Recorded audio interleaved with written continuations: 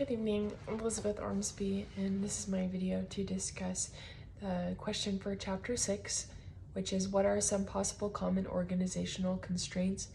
How could they lead to counterproductive behaviors? So kind of can put these into the two categories that are discussed in the textbook of the person-based and situation-based.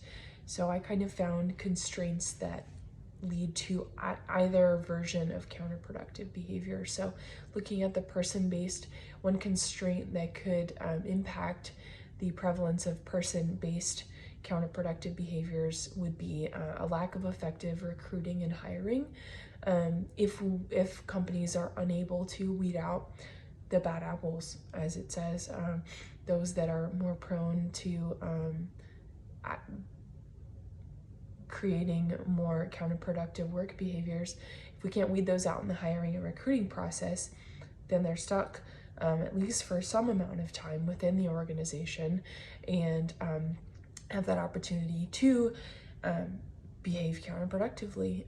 Another constraint is leads into situation-based counterproductive behaviors, and that is minimal supervision. So if a company is unable to fund or man more supervision, or even just more sensed supervision, it creates a greater opportunity for bad behavior to arise. So if someone doesn't feel that their bad behavior will be noticed or reprimanded or adjusted, then they will feel more free to behave that way more regularly.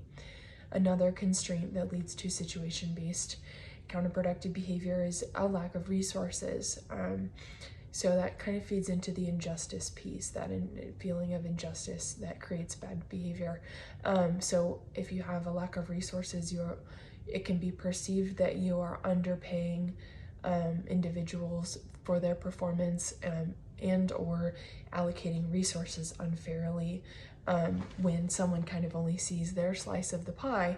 So that lack of resources can feed into that feeling of injustice, which is one of the common causes of counterproductive work behaviors.